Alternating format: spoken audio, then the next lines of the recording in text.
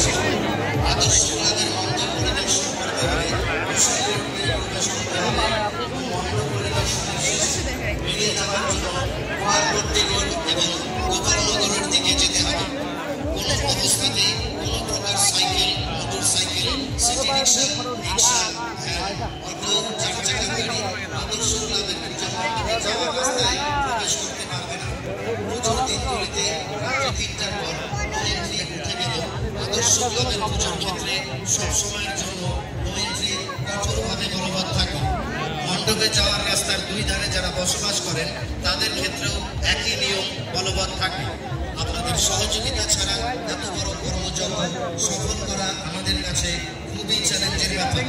শুধু নাগরিকবৃন্দের কাছে আমরা সহযোগিতা প্রার্থনা করছি।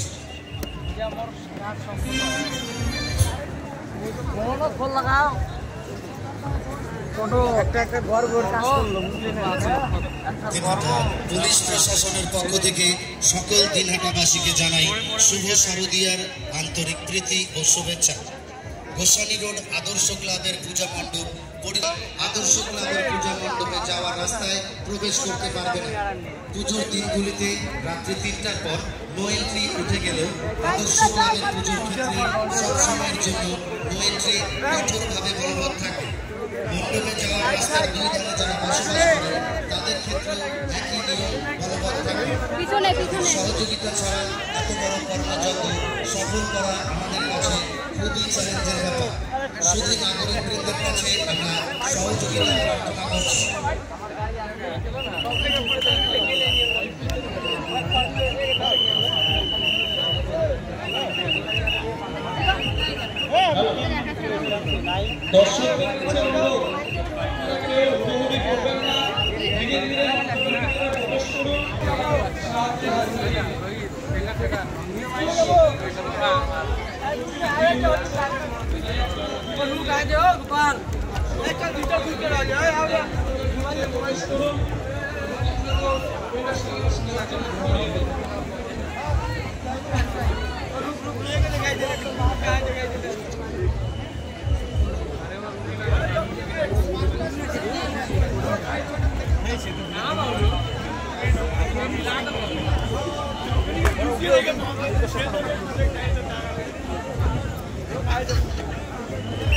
গোসানীয় কালীমন্দির দুর্গাপূজা কমিটি আদর্শ ক্লাবের পক্ষ থেকে সকল দর্শনার্থীদের জানাই শুভ শারদীয়ার আন্তরিক অভিনন্দন, প্রীতি ও শুভেচ্ছা।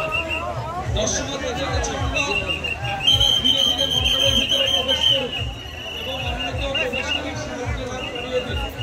সেই সাথে যারা দায়িত্বে রয়েছেন এবং স্বেচ্ছাসেবক তারা লাইন আপ করবেন।